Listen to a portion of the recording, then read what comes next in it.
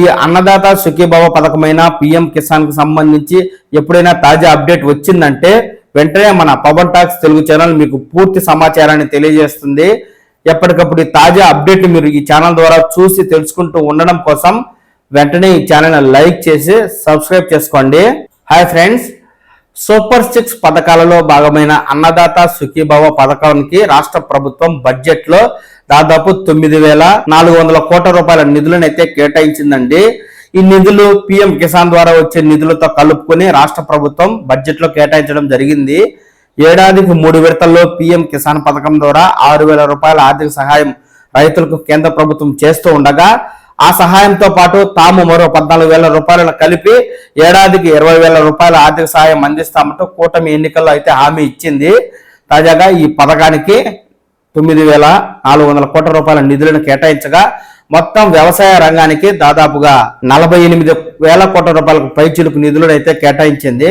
అయితే ఏడాదికి కేంద్ర ప్రభుత్వం 3 విడతల్లో పిఎం కిసాన్ వేస్తూ ఉండగా మనకు తాజాగా ఫిబ్రవరి 24వ తేదీన 19వ విడత వేయడం జరిగింది. ఇక 20వ విడత వచ్చి మనకు జూన్ లోనే వేయడం జరుగుతుంది.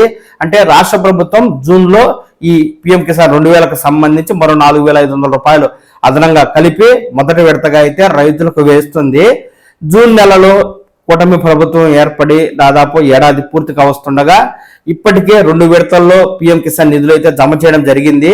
ఈ నిధులతో పాటు అన్నదాత సుఖీభవ పథకం ద్వారా నిధులను విడుదల చేయాల్సిన రాష్ట్ర ప్రభుత్వం దాదాపుగా 3 విడతల్లో 2 విడతలు ఎగ్గొట్టినట్టయింది.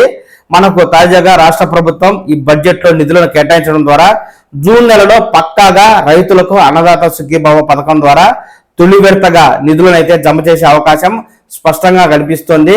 అలాగే వ్యవసాయ రంగాన్ని ప్రోత్సహిస్తూ వ్యవసాయ అనుబంధ రంగాలకు గాను 48,000 కోట్ల రూపాయలకు నిధులను కేటాయించడంతో వ్యవసాయ రంగానికి మంచి ప్రోత్సాహాన్ని ఇచ్చేందుకు కూటమి ప్రభుత్వం ముందడుగు వేస్తున్నట్టుగా తెలుస్తూ ఉంది.